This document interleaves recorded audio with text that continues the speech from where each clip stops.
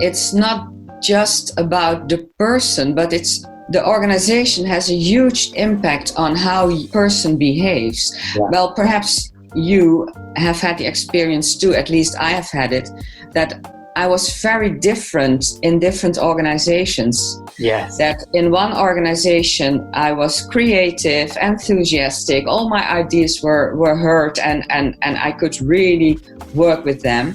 Whereas in another organization, my ideas were like, oh, that's we don't do that, things like that around here. This is Three People in Your Head, a podcast about getting the best out of yourself and others. Co-hosted by John Fleming and myself, Matt Taylor. In this episode, we speak with Marian Timmermans, who is a provisional teaching and supervising transactional analyst in the organisational field. Marian is also a coach, team coach, process facilitator and management consultant, and she talks to us and shares her experiences about using TA with teams and in organisations. So Marian, thanks so much for joining us on the podcast. It's great to have you here. Thank you for having me. It's our pleasure. So Marian, you might start off by just introducing yourself, telling the listeners who you are, where you come from, what your background is. Well, I'm Marian Timmermans. I'm based in the Netherlands. I'm a coach, a team coach, process facilitator and consultant. I work in my own private practice, and I have some roles in TA, which is supervisor for students preparing for CTA or MSc. And I'm a trainer. For instance, I train in the MSc program of TA in organizations. Great. So I suppose it's not hard to say then you're here to talk to us about the application of transactional analysis in organizations. Yes. Which is, our listeners will kind of have an idea at this point, it is one of the kind of main fields of application in TA. They'll have already heard at this point kind of episodes around psychotherapy, which is the roots of transactional analysis, and some about the application of it in education. And now you're here to talk to us about organisational TA, which is great because I was just saying to Matt before this episode, everyone is part of an organisation in some capacity, whether they're a member of a club or they're where they work, or even their family in some way could be seen as an organisation, maybe. But I know for this purposes that we're not talking about family. But so I think this episode is going to be really applicable to everyone. And it's just about being able to see it through that lens that we all are part of different organisations. So how and when did you first get involved in TA, Marian? Well, it's in the beginning of this century. I started working as a management consultant, and the firm where I started to work was very much aware of management consultants and interim managers being kind of on the boundary of an organization, being inside and doing their work, but staying an outsider because they are not part of the organization. And the management of this management consultancy firm had everyone train in transactional analysis to pick up this role on the boundary of the organization in a professional way. And well, they were really very much aware that it's a continuous tension between being inside and, well, for instance, being trapped in gossiping, for instance, like many people in organizations do. Yes. But yet, because you are an outsider, you mustn't do that. And knowing TA gave a lot of new professionality about this role, about how do I communicate, how is the effect of my communication on others. Mm-hmm. And well, I was so grasped, that I did my TA training, and I ended up giving trainings myself to new employees in this organization. So I've been in TA quite a long time already. Great. Yeah, I'm always so inspired hearing people talk about their introduction to TA and the way it's inspired them, because, oftentimes we work in different professions and we understand the context very well. If I'm an engineer, I really understand engineering. If I'm a teacher, I know the subjects I teach. If I'm working as a consultant, maybe my focus is around business improvement or improving efficiencies, and I understand that. But what TA adds is this level, like you've said, of professionality to what you do. So it helps you really understand the psychological dynamics behind the context, and that's really what it's about for me. Is that kind of how you feel as well, Marian? Yes, and it's not only about understanding. I fully agree with you that it is about understanding, but not only. I would say TA concepts facilitate professional intimacy, with which I mean makes it easier to talk about the things that really need to be spoken about. Yes. And because you have non-judging language, I remember I once was in a management team before I knew TA, and we were interviewing for a new colleague, and there was this candidate that was really in my irritation zone, because he was really telling the general director only what he wanted to hear, but I could not find non-judging words to describe what I saw. And later I realized, if I had TA then, I could have said he was acting from and talking from adapted child, which is not the only style you would need if you are a manager on that level. Mm-hmm. So TA gave me insight, but also options for action. And it made me realize that many observations that I had were not nonsense. I only had not had the right words to express them. Very good, very good. Yeah, I personally, I feel very similarly, that it's that ability to be able to communicate that sense that you have of an experience or that intuition you have, but find it really hard to, would normally find it really hard to articulate. That's what I recognise. And professionally, or not professionally, but particularly in a workplace, like I do feel as a society, and I say society now and maybe being a little bit too general, but definitely where I come from and live, we are getting better at talking about things of an intimate nature where it's maybe emotional with our family and friends.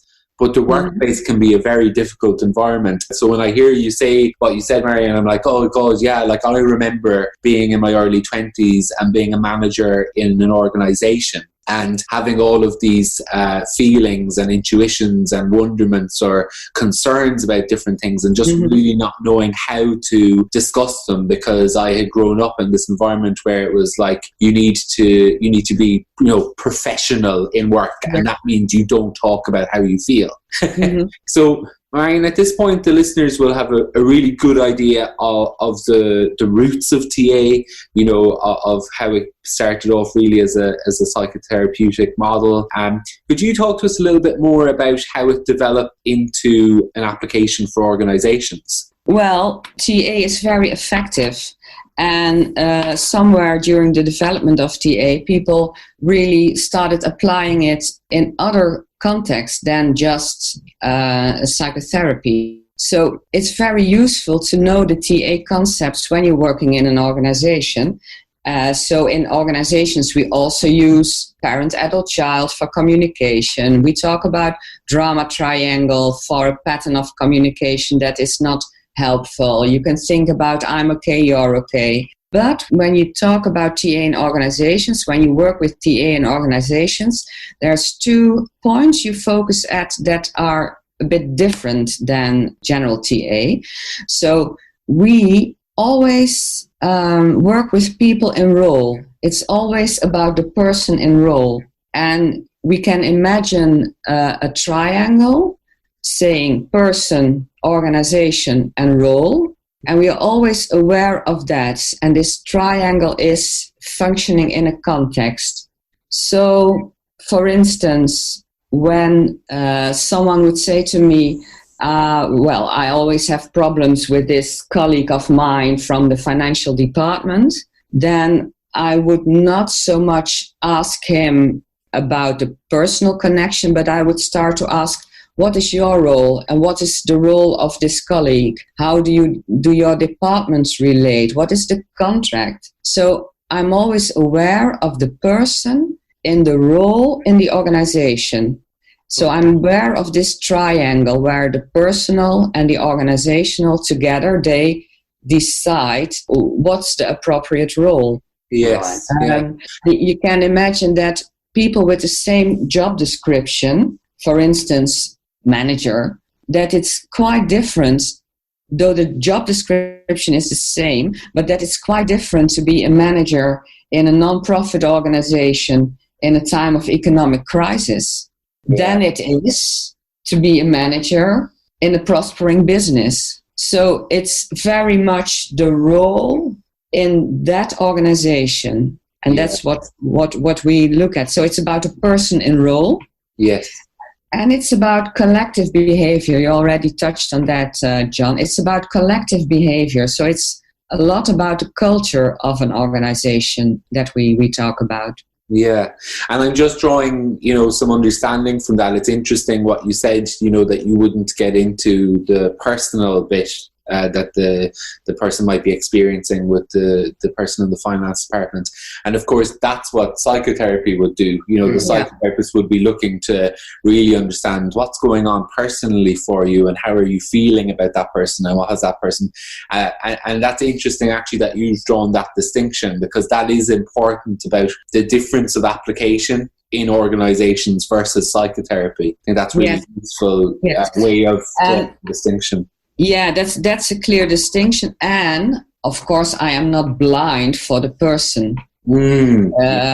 Yet that is really my experience. For instance, also in coaching, that if a person comes into my coaching practice, he or she brings his organization with him. Yes. So I once had someone and I found it very difficult to contract with him. And then I realized somewhere in my mind it goes to, this is just someone who's unclear about what he does and what he wants.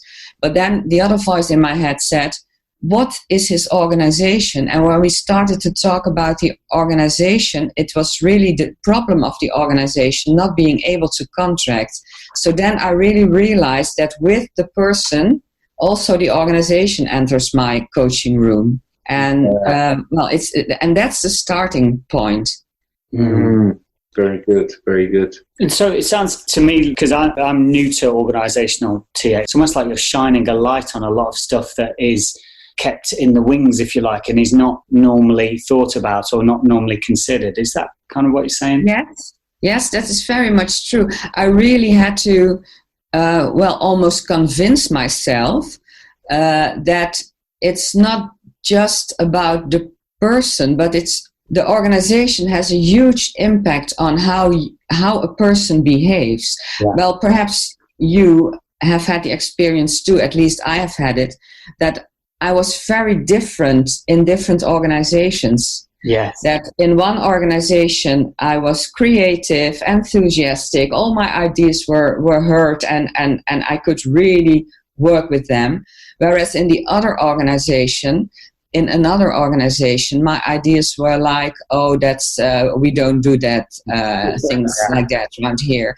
And that had a huge impact on my creativity, on my well-being in the organization. And I was really surprised of the influence of the culture on an individual. Yeah.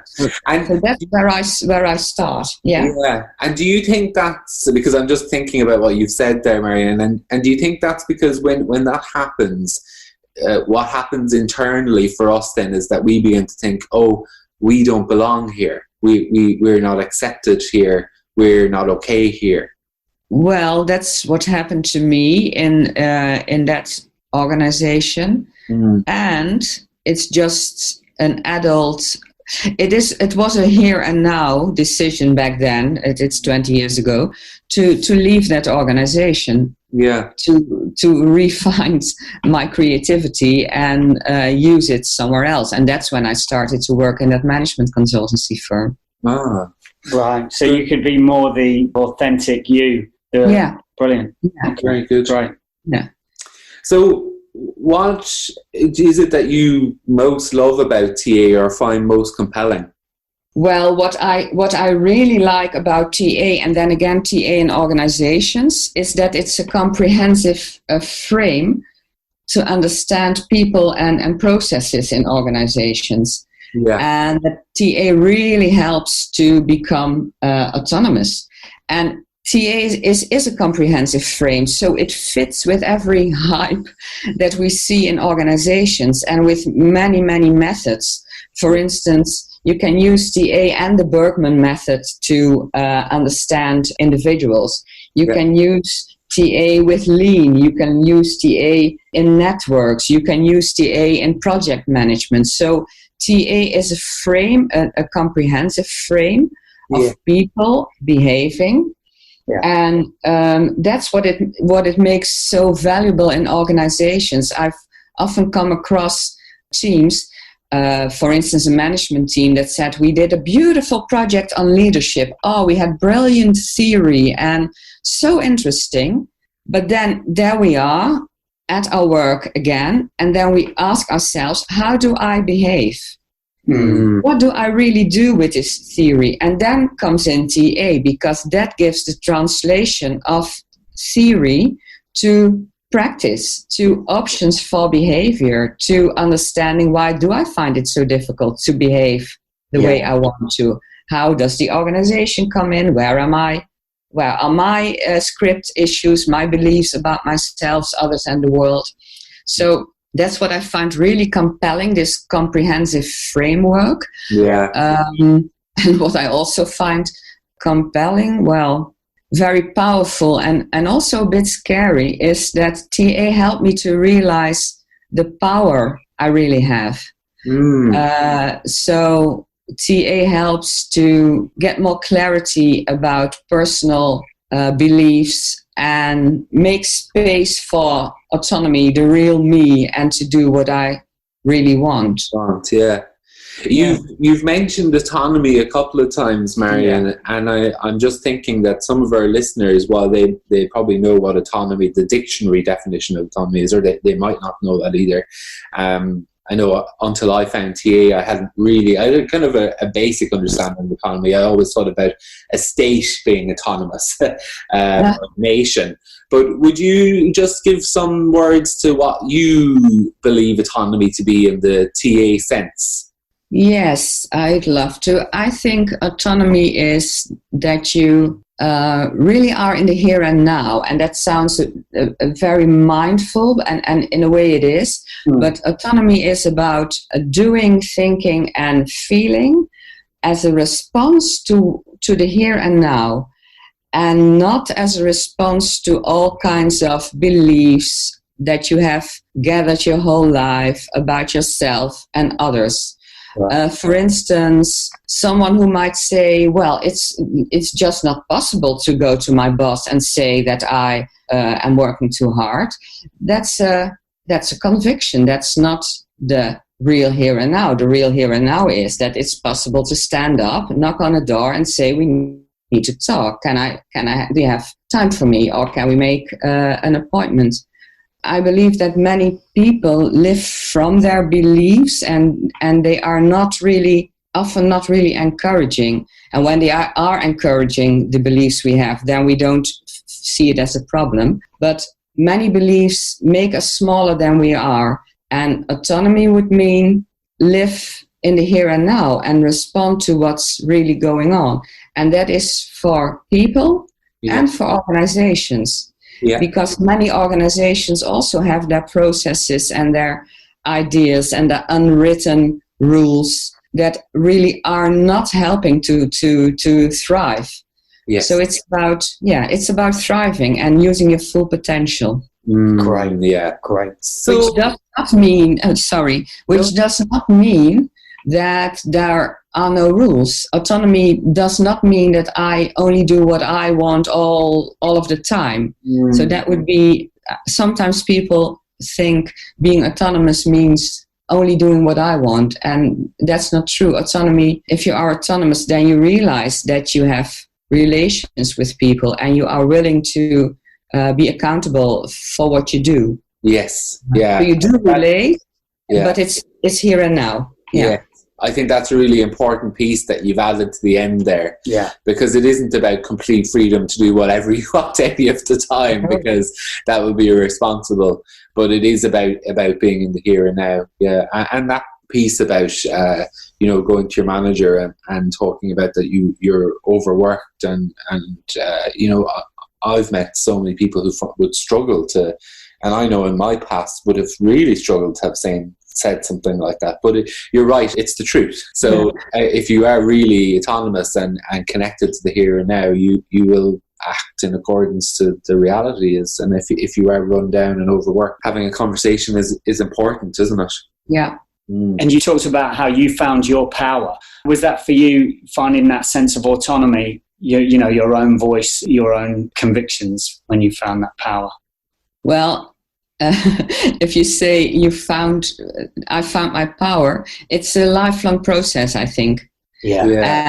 And I always say it's like a circle around me of the space where I'm free, and this circle becomes bigger and bigger. But there still is this boundary. Sometimes, I can go into this mode of I can do anything. Yeah. But way not so often anymore. But it does sometimes happen. I think every person has a script, and every organization has a script. And sometimes you come to that point where you don't believe in the power anymore. But sorry, now I lost your question, Matt. No, I was just asking, you mentioned that you found a sense of power coming to TA, and you related that to autonomy. So it was just about that, really. Yes. Interesting, because I have friends who are business management consultants, and one of the things you alluded to is the importance of your role being to bring about change. And they have often talked about how they can deliver courses, but actually the bringing about the change is the real challenge. In terms of TA and the way that you work, you feel like the transactional analysis is a really powerful tool for bringing about not just delivering a great course, but actually initiating the changes in the organizations then. Yes. Well, delivering a great course is great, and I like to do that. And I sometimes call that entertainment, because it may be a bit superficial, and that's where TA comes in. I absolutely love that word, Mary. I'm stealing it, entertainment. That's so good. Yes. And it's fun. It's fun, all right, but it's not real change. So TA is very good at giving words to the processes just beneath the surface that really decide where this iceberg, if you want this vision, where this iceberg is going to. Yeah. So clients often like to work with TA, for instance, when they change the structure, but they find that people still don't give feedback. Yes. And then you just need to dive a bit deeper. And what's very interesting for me to do is to see a management team talking together. And sometimes I get to this point, and then they invite me and I work with them.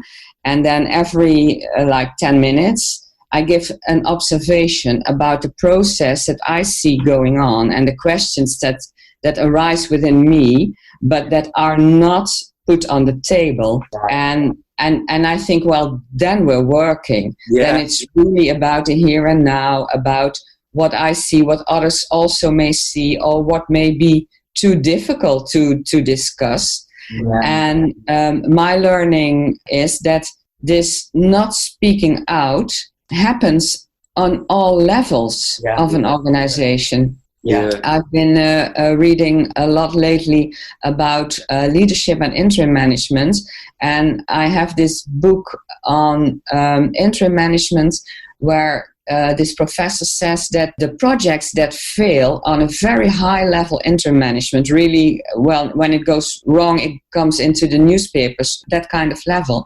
Yeah. But he speaks about a conspiracy of silence, that when an interim manager starts in an assignment, that he and his assignment giver, would you say it that way, his client, that they kind of on a psychological level almost decide what is not being talked about, and that will be the point of failure. Wow. And so it's often about the things that cannot be said. There is the real growth, and there is the real change. Yeah.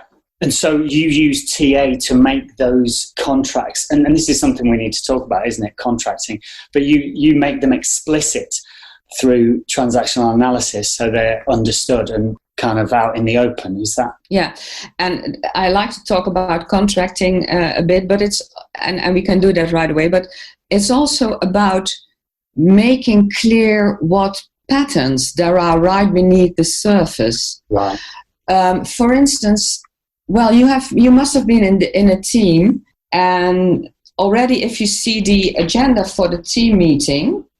Yeah. Then you can tell, here we are again, point 5, it's about the new housing. And I already can tell how this discussion will be, because the team leader, Mary, she will tell that the project again has been delayed. And then Peter will become angry and show his frustration. Mary will defend the policy and her way of working. And she doesn't do so very convincingly. But then luckily we have Fatima, who will rescue Mary by saying, oh, Mary is only doing her best.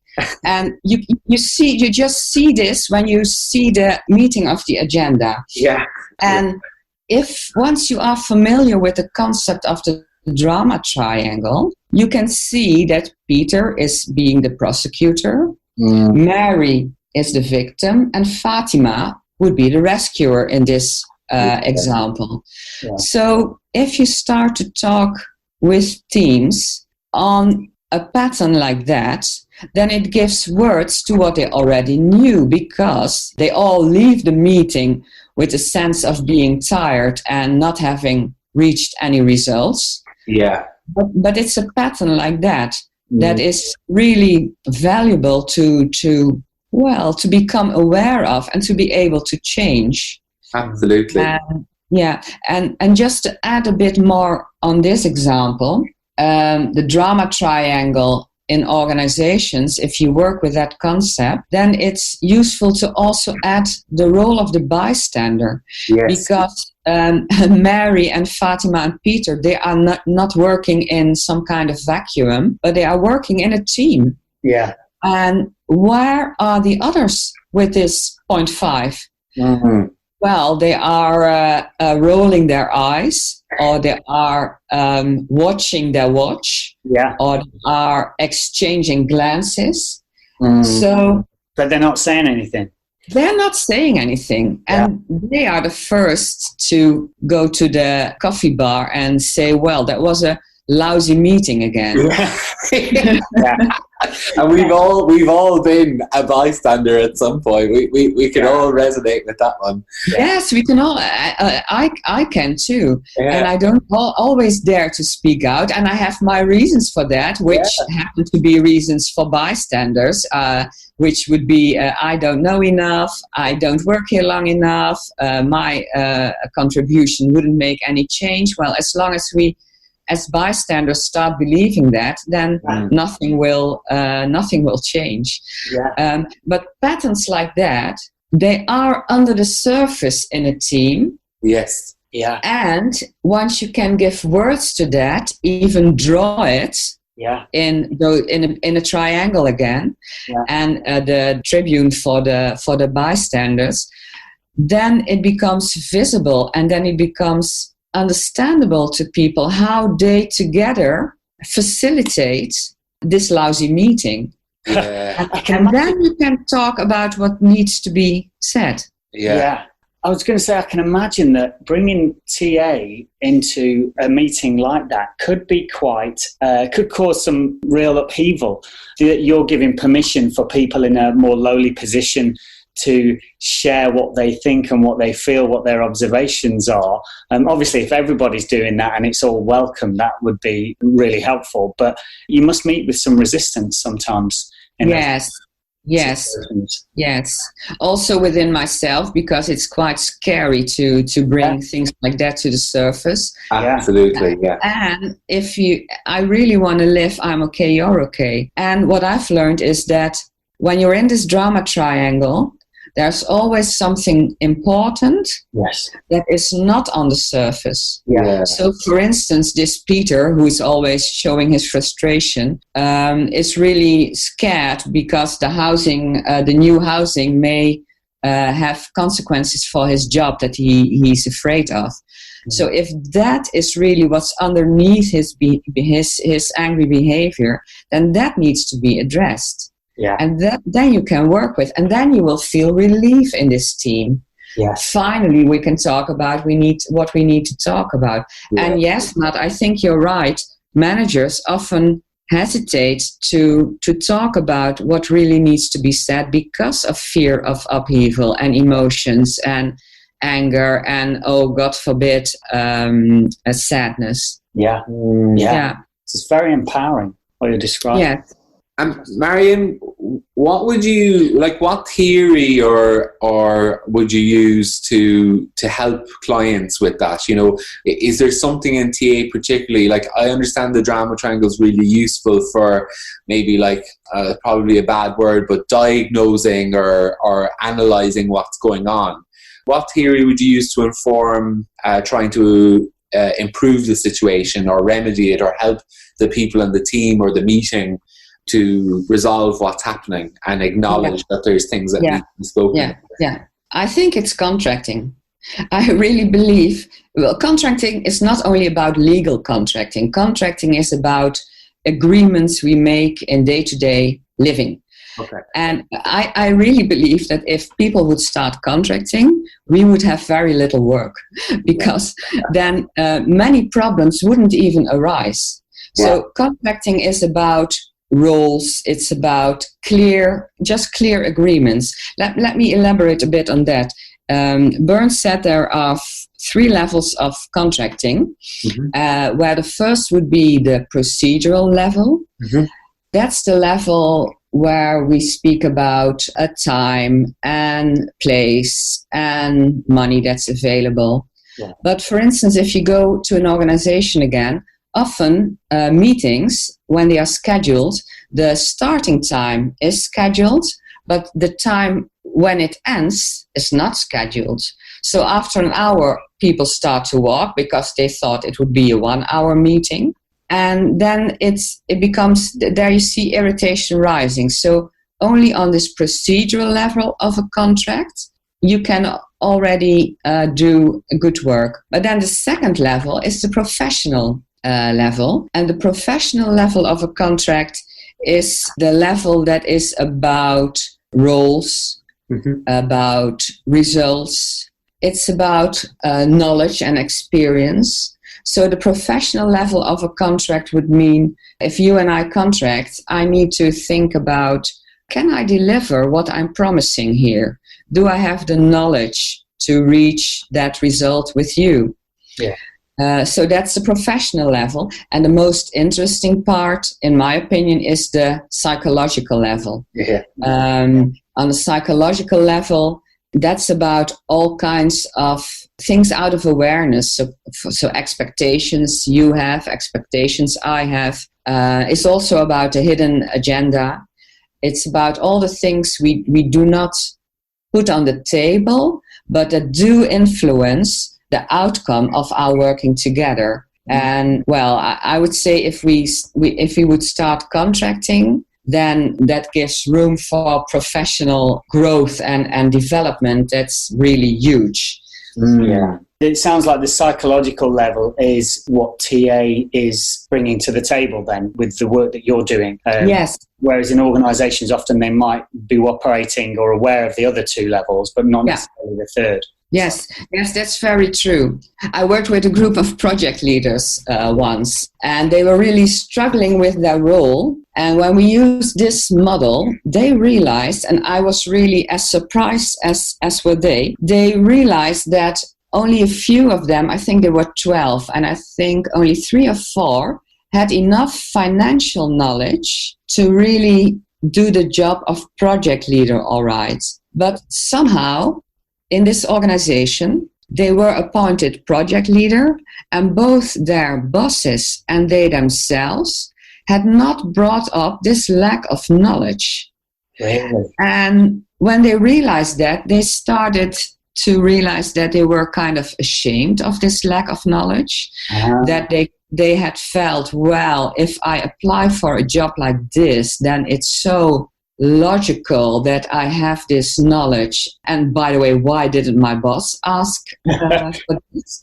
So that this was this silence, and that was in the psychological level. Yeah. And once they realized that, the remedy was quite easy, because they said, well, this is what we need to do. We simply need to improve our skills on finance. That's a first step. And then we can still struggle with our role, but this is so essential. Yeah. But somehow they hadn't dared to speak about it.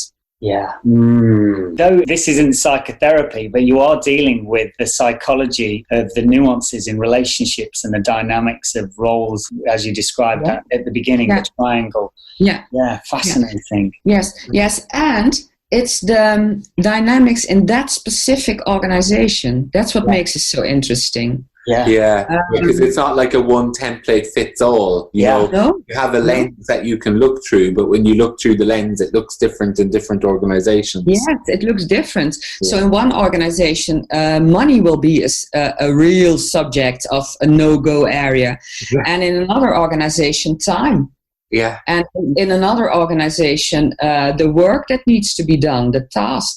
And in another organization, people. How do you relate to people? Yeah. And it becomes interesting, and I get this sense of something happening on a psychological level when, for instance, a client starts sliding a bit on his chair when I ask a certain question, or when a client starts avoiding eye contact.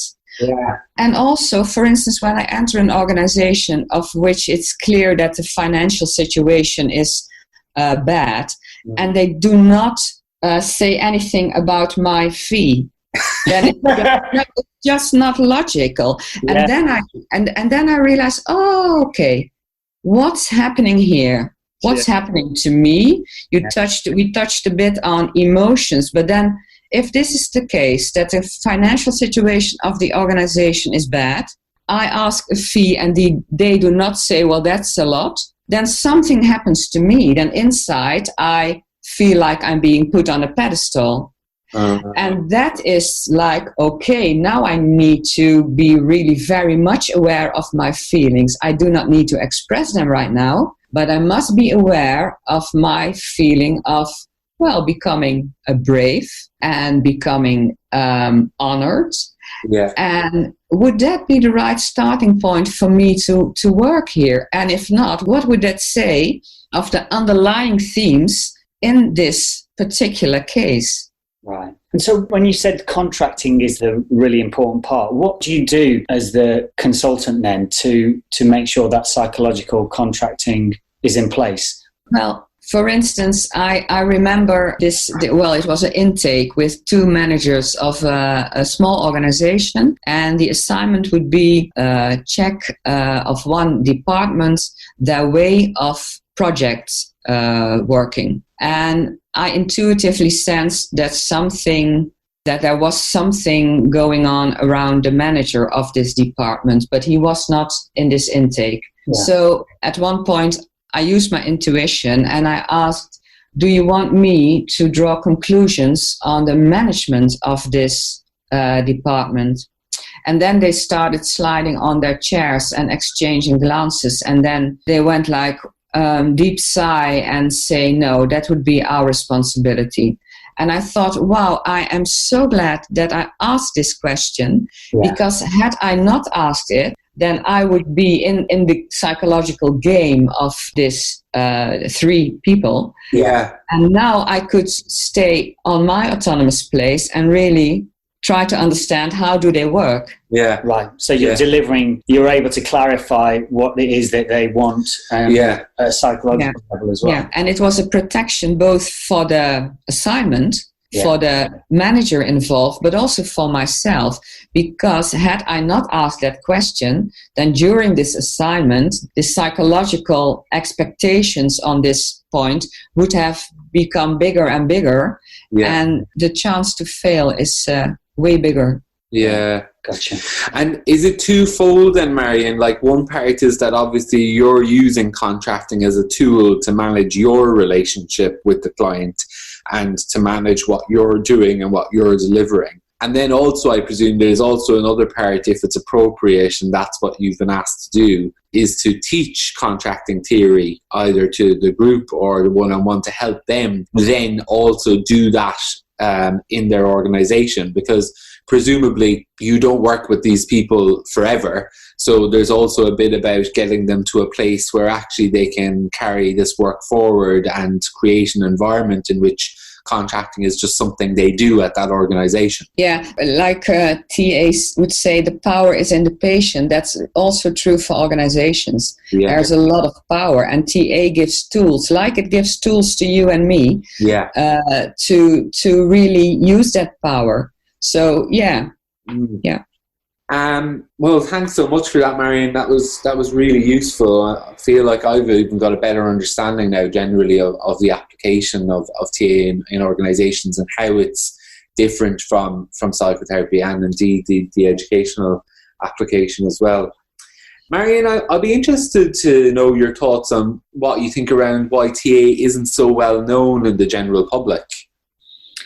Yeah, I have thoughts about that. One of them is that TA is not, you cannot study TA in many universities, so that's why I'm really, really lucky that there is an MSc option now.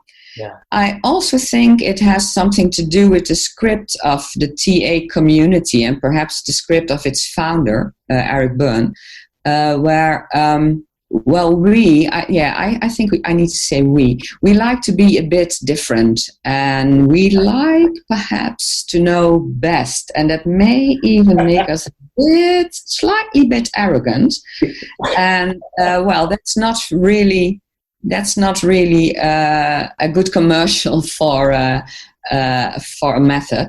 And I think where I really love the simplicity of the concepts and the words that are used, that also sometimes may be a hindrance. I came across this a while ago when I prepared a workshop for managers. And I wanted to work with the drivers, so I explained it's be strong, be perfect, try hard. And then my partner in preparing said, well, can't you give other names to this? For instance, from Greek mythology. And then I thought, oh, yeah, perhaps I find it a strength. We do not brag with difficult words to make processes and people understand themselves. And, well, to some extent that may make us a bit less attractive. Right. Okay. So the simplicity has both its strengths, but then people might perceive that as a weakness, or people might perceive that as a weakness, and then I would say, but we keep on working with the clarity of the concepts. I always find it interesting because, of course, Matt and I have started this venture to help make TA more accessible to the general public, people who've maybe never heard of TA before. Along the way we want to also try and figure out what are the blocks and how can we make it more accessible. So I think what you've said is very interesting and useful. Thank you. Right. So, Marian, are you working on any exciting projects at the moment? Oh yes, a lot. I'm writing an article about not knowing, And well, perhaps you know that feeling that you, for instance, you work with a group and something slips out of your hands. Something is going on. You can't really touch on that. And then we as TA, well, trainers, but also managers or teachers, we may go to our driving behavior, like giving a bit more structure, talking a bit louder, making a joke, and then we go across something. And the article is a plea to stay with the not knowing for a while, and how to use TA to be able to stay on this, well, also a bit scary place. Mm-hmm. And I've been delivering a workshop on this theme in a Dutch TA conference, and I'm really enthusiastic about that. Great, excellent. Yeah. That's great. And Marian, if people want to make contact with you or get in touch, how would they go about doing that? They can go to my website. I have an English version of the website too. Okay. And I can say what it is, but perhaps it's better that you write it down, because it's in Dutch. The name is in Dutch, of course. Okay. Maybe a bit too difficult. Yeah. No, that's great. We'll put that in the notes so people will be able to get it there. Great. Okay. Well, thank you very much for your time. Yeah, thank you. It's been really rich and useful to hear from you about the application of TA in organisations, which is again another dynamic field that TA is being applied in. So thank you for your time and for all the great content. It's been great. Well, thank you, and I really appreciate this initiative to make TA more well known. Thank you. Thank you. Thank you very much.